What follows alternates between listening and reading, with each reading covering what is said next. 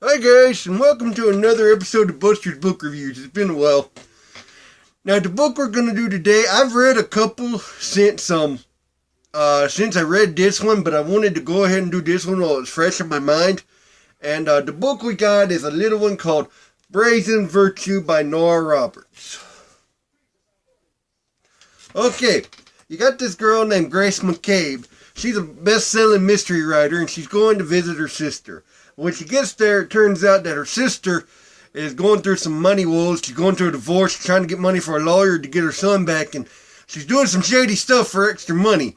She's joined this thing called Fantasy Incorporated, I think it's called, and she's doing like sex chat, like 1-900 numbers for you pay to listen to them talk dirty to you.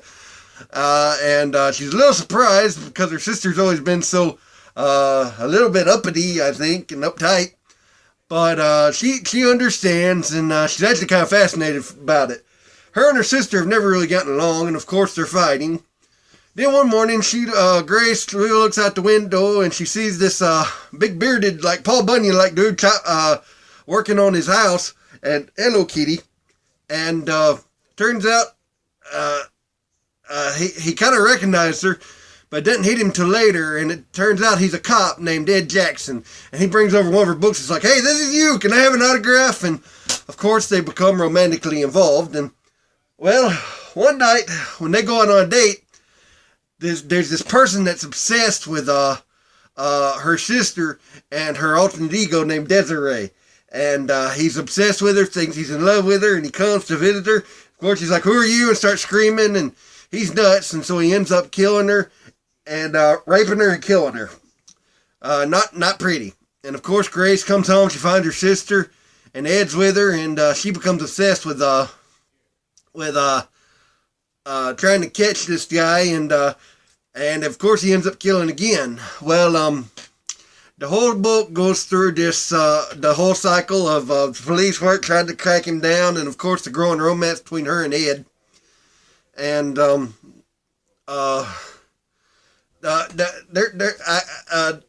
going to say ahead of time that I give this book 4 stars. Now, usually I give Nora Roberts books 5 stars, but let me explain.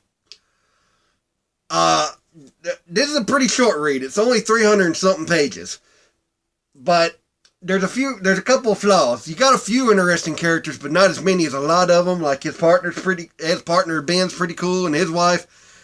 But it seems like the whole darn book takes place either inside her house or at the police station, And it's just very limited where they go.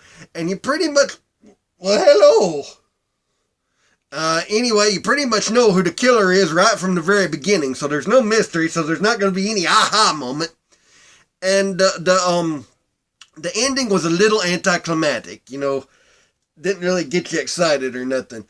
But that's not to be too critical of her. It's just that her other books are so darn good that it's hard to live up to them. But it's still definitely worth the read. Like I said, definitely a solid 4-star read. I enjoyed it.